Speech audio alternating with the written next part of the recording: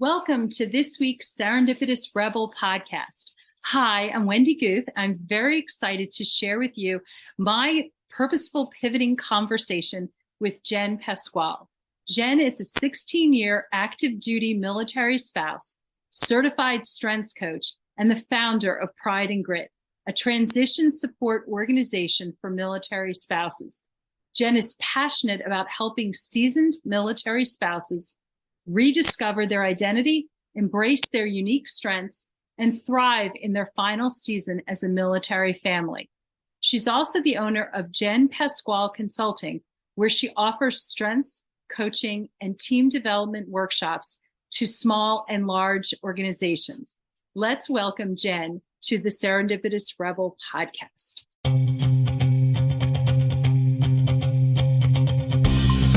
Welcome to the Serendipitous Rebel podcast. I'm Wendy. And I'm Crystal. This podcast is for the adventure-loving, purpose-driven, action-minded, authentic, and rebellious entrepreneurs. Just like us. And just like you, we are trying to figure shit out. So join us as we talk about business and life and everything in between.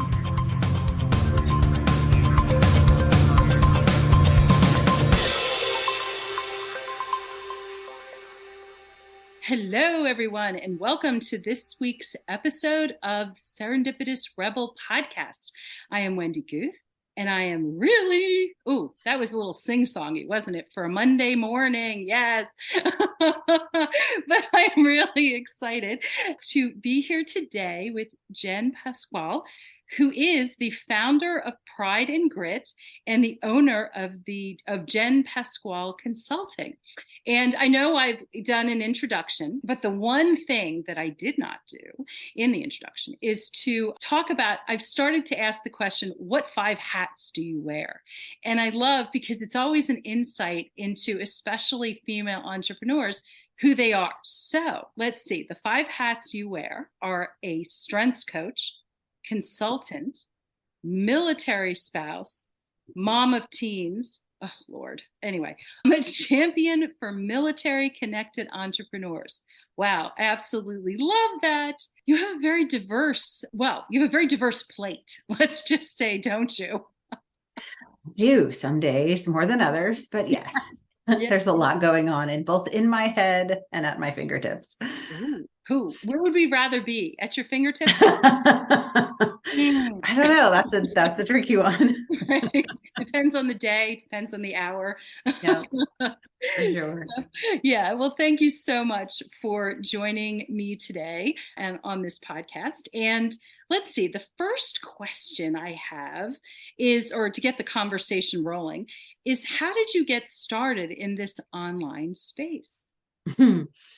So I guess somewhat accidentally. So Pride and Grit came first, and Pride and Grit was originally started as it was designed as an online space. So it sort of, by default thrust me into that place. Mm-hmm. Right. And so it started as a blog, and it started as a way to tell stories for military spouses that were a little more seasoned, had been around the block a few times and sort of knew the life, but also intimately knew the challenges of the life and wanted to start to talk about those too. And so it originally started in kind of that vein, and then it has sort of morphed and changed and become sort of its own thing since then, in the there's a little over 4 years since we launched in 2018. I can say that as a mil spouse, having the resources that you provide, absolutely invaluable. And even just the opportunity to share stories is very powerful and really important, because we tend to be a part of the population that can be unseen. Thank you. Yeah. Thank you. Yep, absolutely. And now, in terms of the consulting piece, that is more recent. Is that more of a pivot? Yeah. So it's interesting, because sort of what's happened is I'm sort of running in these parallel lives right now, right? So I do the work with Pride and Grit as the director of programming for that effort. And so we do a lot of really where we've shifted into, yes, still have the blog, but really have kind of found our niche around personal development for military spouses, particularly those entering sort of a phase of transition from service life into civilian life. And so I'm running sort of that effort. But then the consultant piece is actually, it's like new and old in that before I even met my service member, which was almost 20 years ago, I got my professional start as a consultant. So I did change management consultant, business consulting, and then essentially learning and development consulting for nearly 20 years. So, corporate trainer, design training programs for organizations. And then partly because of military life and because of at the time being stationed overseas, I sort of left that life. And then sort of took up this mantle with Pride and Grit, and that became my thing, and absolutely love that. And then more recently have kind of found my way back into consulting and sort of, put that, it's very much like riding a bike, like it is a comfortable place for me. And so I'm sort of back in the consulting world, but now I'm doing that through this lens of strengths and through this lens of personal and professional development. And so the work I'm doing sort of puts me into both efforts, both with Pride and Grit, but then also independently on my own with corporations and with individuals, helping teams and helping individuals kind of lean into and learn more about their specific strengths and talents.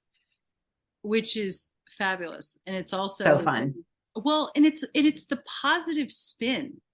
It's not what you're doing wrong. It's like, hey, let's celebrate what you're doing right and taking it from there. Yeah, I absolutely love that.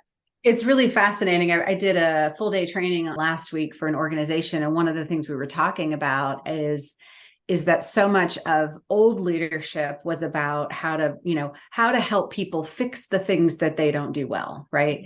And certainly there is some need for growth, obviously, but what the research shows behind strengths work is that you can, try to grow the things at the bottom of your list, if you will, the things that just are harder for you than they are someone else. And you can get marginally better, you can improve, but it's really going to be marginal improvement. But if you take those things that you just naturally excel at and they're just what you're wired for, and you try to grow those, well, then you're going to see exponential progress and improvement and efficiencies that come from that work. So it really is like, it is, yes, this positive spin, but it's also just such a more kind of logical approach to how we want people to operate within organizations or even on their own. I mean, strengths work definitely as an individual can be really powerful at helping people just understand, like, who am I? And that's why I love it with MilSpouses, because it works very well in this kind of identity space of, well, who am I outside of this roles that I'm in, these hats that I wear, right? If I take off all the hats, well, what's underneath that? Who's the person under that? And strengths can help give us language for that, which is just good for anybody. I absolutely love that. I'm a huge proponent of the work that you do. I actually had my family do the strengths test. And that was beyond enlightening. And it's not a reason to make excuses. It's a reason to build understanding and mutual communication around how we function as human beings. 100%. And I can say that one of my knowledge and my understanding of my lesser strengths is the reason I have a podcast editor and someone who helps with or actually doesn't help, does bookkeeping. Not my strengths. I accept it. I'm not going to waste any time.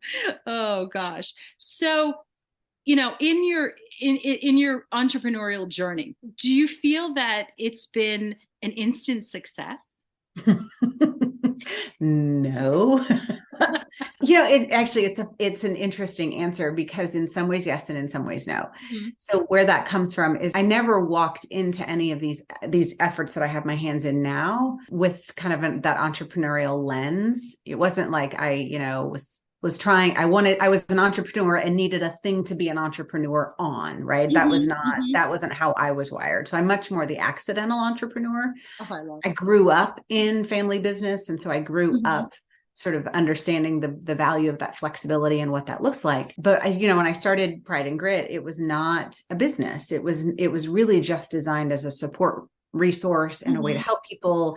And it wasn't until about 2.5 years into the effort that I realized it had the ability to be sort of self-generating and self-sustaining. And so then started to kind of take on that business lens for it, but I really didn't go in with that. And I was really uncomfortable with that in the beginning because it felt like this altruistic effort that I was really trying to do to just help people. And so then to shift it into something that was profitable was a hard thing to sort of make peace with. And quite frankly, continues to be a hard thing to make peace with. But getting that lens of I can do more good if I have, money to do it with, right? Like the more I grow it into something, the more people I can help, and trying to keep that, that as what sort of keeps me grounded. Right. So that helps with the Pride and Grit effort. With the consulting effort, it's interesting because, again, like riding a bike, right? So I'm right back into that consulting effort. And I got really just lucky in the beginning where it was easy to grow it into a business because I had some folks who put me in I had some great recommendations from folks that I'd worked with for those 20 years that I was doing consulting. And so I just had some really incredible opportunities straight out of the gate. I did not see those coming. I did not expect them, but it allowed me to get the repetitions that were really needed to build my confidence and kind of help that become something that felt successful almost right away. That's fabulous. And, I wonder, having a consulting business along with really, whether it makes, it's a nonprofit, mission. Yeah. Nonprofit mission for sure. Yeah. Definitely mission driven, and nonprofit does not mean it's run at a deficit. So sure. Make that. Yes. I've worked, and my most of my career was in nonprofits in DC, and you always had to come out ahead at the end, or at least break even.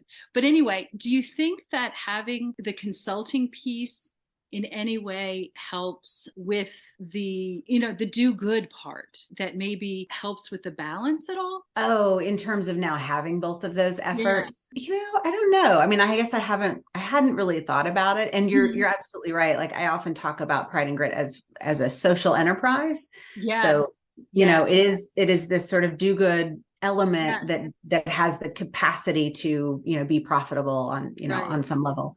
But I mean, maybe it creates some balance, but in some ways there's a lot of overlap between them, and yet they really do stand in completely different pockets.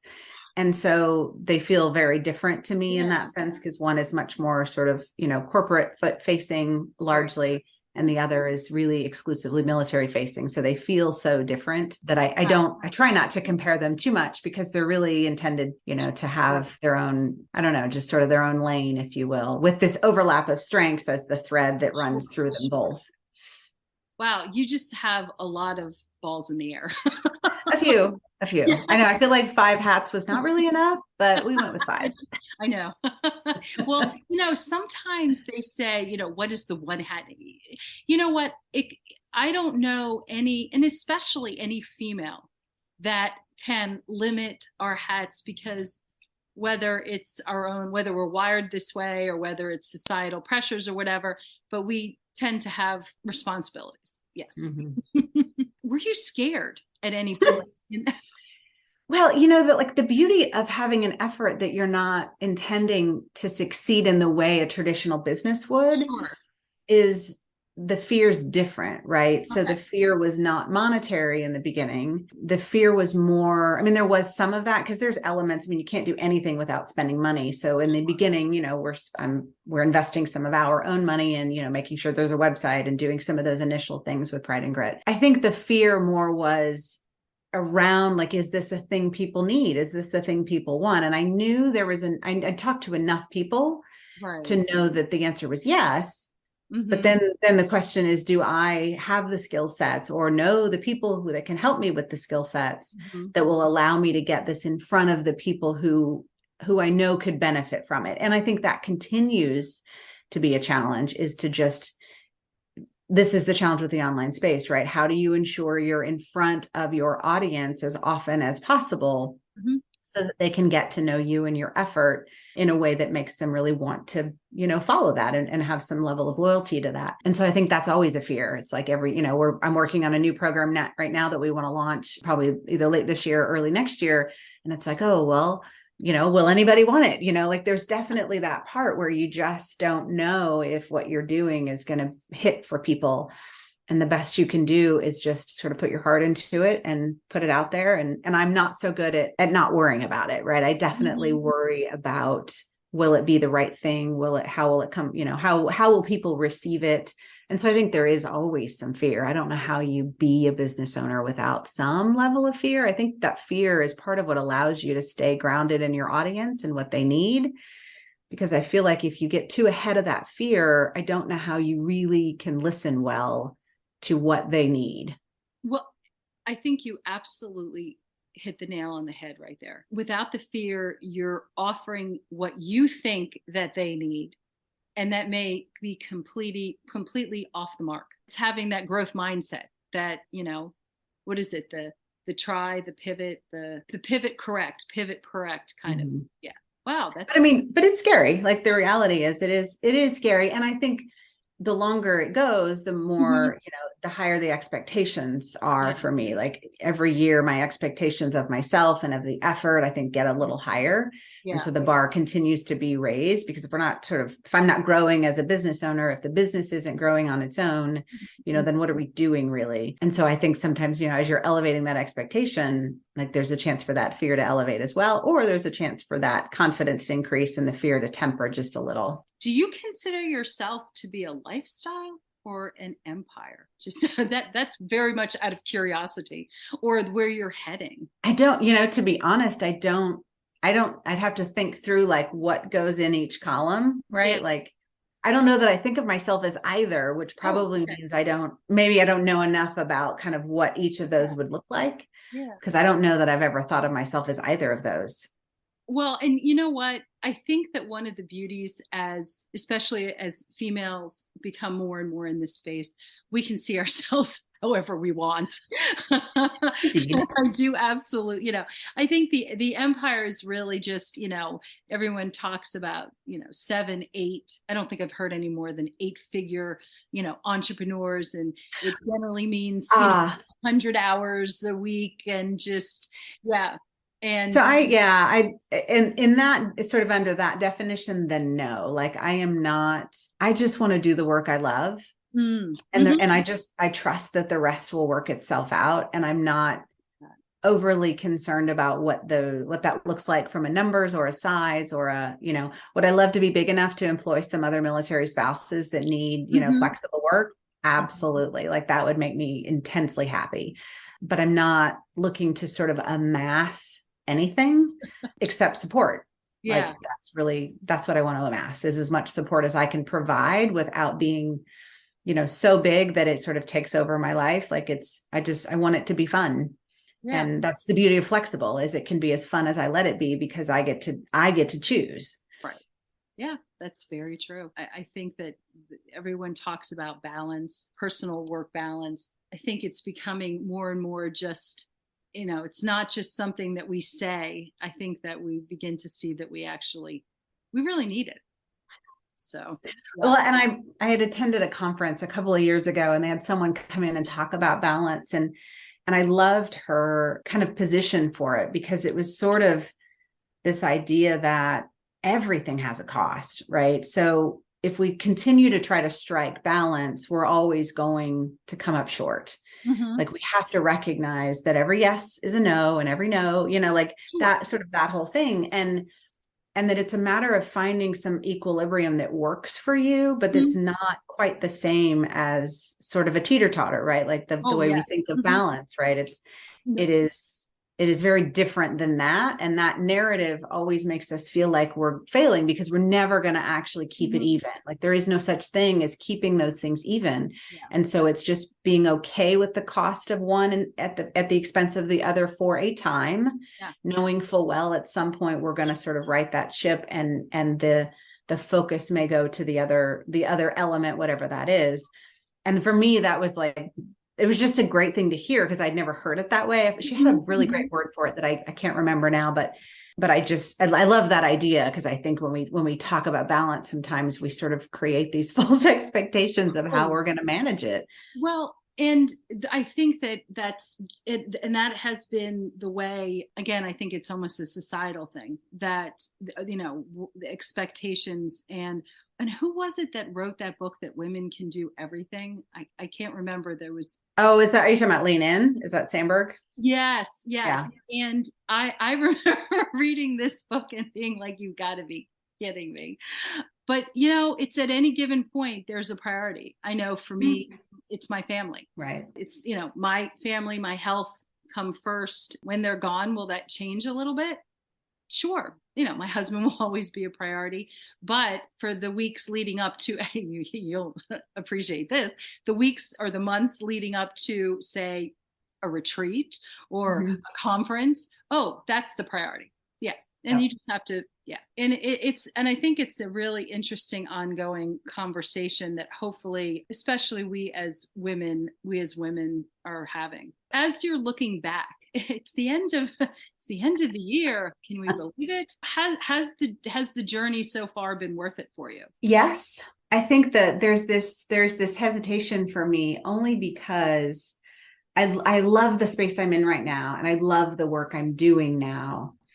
I think there are moments where I wonder what would have happened had I sort of stayed that course I was on at the 20-year mark, right? And not like it's just, and I think military spouses go through this often, where we've had to sort of put down these sort of dreams that we've had and these plans that we've had in order to continue to move around the world. And so there are moments where I'm like, whoa, where would I be in terms of finances? Where would I be in terms of retirement? Where would I be in terms of career progression? Where would I be in terms of, so there's this part of me that I'm happy with where I'm at, and I'm happy with the work I'm doing. And maybe I would have never discovered this work if I had stayed that course. But there is this there's this little part that's like, oh, but I wonder. And so I think every year that little voice gets a little bit more tempered and a little bit quieter. But I think there were some years where I felt a little more lost. And so that voice was a lot louder. And so I feel like every year it's like I'm taking a layer of that off, and it's a little bit less, because it's like, oh, but I love this. So maybe it doesn't matter, right? It doesn't matter what the pivot was or what the path change was. As long as I enjoy what the end is, then maybe that's really what matters, right? But I think sometimes, at least for me, it can be when it gets hard. When trying to run two efforts gets hard, it's like, okay, is this, is it worth it to run these two things to be able to do all the things that I love? Or, what would it have looked like if I had sort of stayed that course? So, yeah. Yeah. So yes, but, or yes, and. Well, no. And I think that that's such an introspective way to look at it. That it's not what in life is really cut and dry. Sorry. No, you're fine. I was just going to say, like, if we did if I showed you my Clifton strengths, she'd be like, oh, that makes sense. Cause that's like, this is my introspection is kind of my superpower. Like, that's one of the things I do really, really well. And it's just fun for me to kind of consider these different things and spend some sort of mental time in that. I love to think. And so it's sort of funny that you say that, because it's kind of, it's the thing, when I'll write newsletters, or I'll write posts, or I'll do something. And the ones that always get the most engagement are the ones where I'm super introspective, and I'm like, revealing some things behind the curtain, and that I think that realness is what people, appreciate. But it's also just fun for me to kind of consider these things that are maybe a little bit deeper than maybe other folks are comfortable with. And that's why we all bring our own strengths. Well, and that's why we all attract, our ideal people. I have to say that you have the most amazing newsletters that I look forward to reading.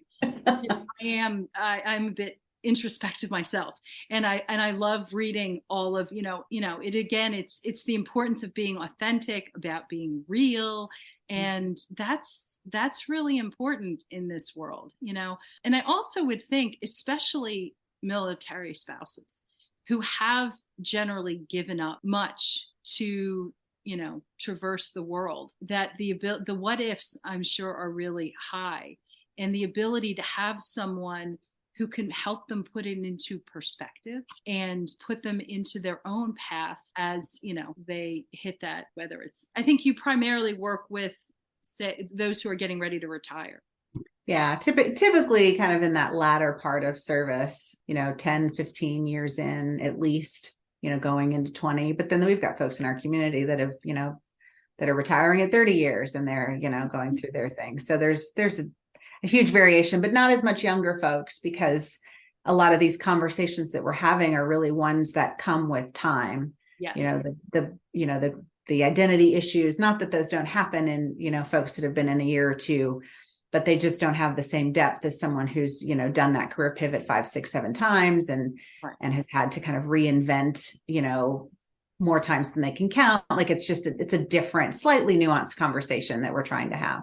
Sure. And there are less diapers the older you get, which typically, yes, which adds a whole other element of, just being in the moment and not really having the opportunity. Yeah. So, yeah, I think there's a maybe privilege isn't the right word, but a luxury is, I guess, the right word. There's a luxury of introspection that comes when life gets a tiny bit quieter. Like having teenagers, it isn't exactly quiet, but it's not the minute by minute demanding that it is when, you've got littles. Yes. For sure. And I think you're more willing to say, down the pike, I'll worry about this. Down the pike. I just need to get through today. Though sometimes I also say that about teenagers, but anyway. Agreed. So one of the things we like to do is what I call a rapid fire. So so whatever pops into your mind. So the first one is, what is one system you can't live without? So right now, you mean like from a technology standpoint? Whatever, actually could be anything. That's it's too broad for me. Oh, okay. Technology. no, I know. I was going to say, well, right now I'm in this technology kick only because, so I use a tool called ClickUp, which I use for project management, which I moved into recently. And sort of simultaneous to that, I, for the first time ever, hired a VA, a virtual assistant that is perfect for me. And so she is my ClickUp expert and she is learning all the things. And so those two powerhouses together is, I think, going to change my life. Oh, that's fantastic. And those are two critical pieces. Critical pieces. Yes. I'm really excited to end the year with that momentum, because I feel like I'm really, really excited about 2023, because I just feel like a lot of good things are going to happen. And some of that is because I feel like there's finally a structure that's going to make that possible. And now, you could have also said that the Clifton Strengths system. I could have. I did not. No. I love that. I'm very familiar with ClickUp, worked with a number of project managers who use that system. So and it is such an important thing to have the foundational systems in place to get things organized and moving. Well, and I'll tag in, since you mentioned strengths. If I look at my strengths, they're all I'm a thinker. I'm not, all of the, discipline and focus, those are not, I can do them, right? They're a little bit harder. And so having a system, I'm great about. I like a lot of systems, but to actually use them, implement, and stick with them, that's my challenge. So to have this third party to come in and go no, we're going to do this, that is what I need. And that's been incredibly helpful. So some of it is leaning into my strengths in the way of knowing what are the things I just don't do as well as maybe someone else does, and how do I leverage other things to support me in that way. Exactly. I always laugh. I hear, and I remember earlier on in my corporate career, oh, you hire someone just like you. Oh God, no. Why would I want someone? I don't want a mini me. I need someone who does what I cannot do. Well, and I think inherently, particularly as a business owner, you need people in your blind spots, right? That is so critical, because operating in a vacuum as a business owner can be really detrimental to the development of the business, but it's comfortable. They sort of look and sound like us in terms of someone who thinks like you do is a really comfortable conversation. But what you need is the person who is that is a terrible idea. We should not be doing that. You need those people who are really going to give you that contrasting opinion, but you got to be ready. You got to want it. And that is, I think, an important part of that business owner mindset, of just kind of getting to where you want that and you appreciate that and you see the value of that. Yes. And sometimes it takes a less than successful launch or something like that to get to the point where you can see that. But that is So spot on. So what gets you out of bed in the morning? Well, gosh, lots of things. Usually my golden retriever who's like, hey, you need to feed me. Right now, like the thing that just I get the most jazzed about is, so on Friday, I mentioned last week, I did this full day workshop, and developing that workshop was so fun. And I had forgotten, I did curriculum for years and years, but I forgot how much I love it, how good I am at it. And so it was just fun to sit down with a blank slate and go, okay, here's what they want to learn. How can I get there? That's going to be interesting and unique and engaging for 8 hours, and then develop it and go, that's going to be awesome. And just be excited to run it, So I was so excited to go on Friday and run this program that I had designed for them using a lot of Gallup's resources, but ultimately me picking the things that we're going to talk about and how we're going to talk about them. That, like, I could sit at my desk and do that all day long. It's so fun for me. So that's really, when you talk about being in flow, yeah, that the ideal place to be, you've just described it. It's either creating the program or it's running the program. Like Friday, like when I actually ran it, was just as fun, but in a different way. So that's my sweet spot. And that's where I really hope to grow those efforts in 2023, because clearly like those are my superpowers and that's how I should be using them. And there's such a need for it. There's such a need. Hopefully, I think that the more enlightened leaders are seeing the value, that it's not just edict down kind of thing. And even the military is seeing that there needs to be a lot more than just barking orders at people. Well, we're absolutely seeing that if we want to retain top talent, yes, we have to invest in them. Like there's really no debate about that if you're informed at all. And so the question is, how do we invest in them? What does that look like? How authentic is that investment? Is it a checkbox, or is it something where we really want to give them, tools to better themselves within the organization, or just better themselves as individuals? And so I'm enjoying working with organizations that really say, you know what, we're going to put our money behind this effort, and we're going to really give you that investment that you're worth. And the reality is it'll pay dividends for the organization. So there's really no downside. What do you love about being an entrepreneur? I do love that every day is a little different. Some days that's hard, right? Because we've already established that the structure is a thing that I need. But I do love kind of the nuance that exists in any given day.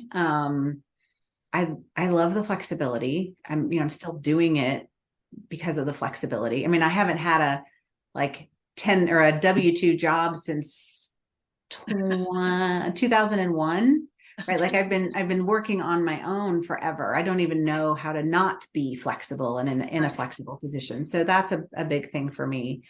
But I think that one of the other things I really love is just being able to continue to kind of learn and grow and figure out whether it's a new tool or whether it's this new way that I'm going to do these things that I'm good at, to get to decide, oh, I really love creating workshops. How do I do more of that? And I get to completely decide what that looks like and how I'm going to implement that. I don't have to ask anybody, right? I just get to grow a business based on the things I love that serves others. Like, I don't really know how it gets better than that.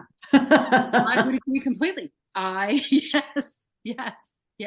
And it ties into this last rapid fire, which is define purpose. Purpose, I think for me, it's interesting because it's like I have two. So it's like, but I think right now the thread between the efforts that I have my hands in that feels purposeful is, for me, purpose right now is really about helping others find the best version of themselves in whatever place they're standing in. That's really my purpose right now. Wow. That's, and that is a really amazing purpose. And especially, again, working with a group that has been historically underserved in terms of military spouses, which we are greatly thankful for what you are doing. It's very serious. And then also, being able to work with organizations that also I think is a bit underserved as well. Well, and I think in this sense of really being able to invest in helping their people be better for no other reason than just to help them be better.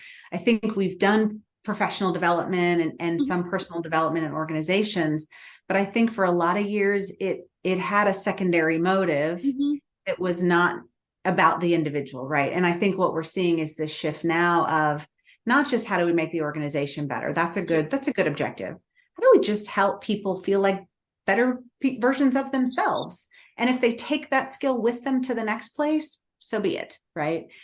Or we use it, it is a way to create that investment and that loyalty, in those individuals. And then, the organizational impact is the secondary impact, not the primary. And so I think that's some of the shift that we're starting to see in some organizations. Well, and it's listening to the people listening to your constituents, whoever they are. It's not just, we listen to our clients. Well, you have to listen to the people who work for you too, and who are in your world, and figure out exactly what it is that they need as well. Yeah, that's incredibly powerful. Yeah, I did a class through the University of Michigan on purpose, and he really updated it on purpose in the workplace. And everyone has a reason, and it doesn't even have to have any, and I think this, it just reiterates what you said, is that it doesn't have to necessarily be tied to the organizational purpose. Someone may do a job because they have to buy medicine for their sick child or whatever it is, and it doesn't diminish the work that they do. It just gives a clearer picture of who the person is. Well, and I think it's interesting if you tie purpose into strengths, because I think there's almost this natural purpose that comes forward if we're able to do more of just our superpowers, right? And we're able to do more of the things that are fun for us, that we enjoy, that we're good at. Like it becomes this thing that's enmeshed with the purpose that that we have within that organization. If we are supported to be that version of ourselves at work all the time, like the data supports the fact that we're happier, we're more engaged, we're more productive, right? It's an everybody wins kind of scenario, and it gets wrapped up in the purpose of what we do every day at work. Fabulous. Well, thank you so much for joining me today, and this has been a lot of fun. It's been a while since we've chatted. It has been. I know this is a great excuse to get back together and share some learnings. I love it. Yes. Awesome. And I will have information on where people can get in touch with you in the show notes. And thank you everybody for joining us today. And I look forward to seeing you again next week.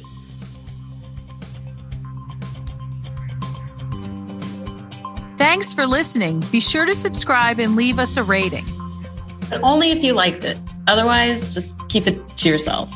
You can learn more about our upcoming masterminding opportunities on our website at serendipitousrebel.com. And if you have topics you'd like to hear about, be sure to submit them on our website or DM us on social media. Hey, see you next week. Bye. Bye.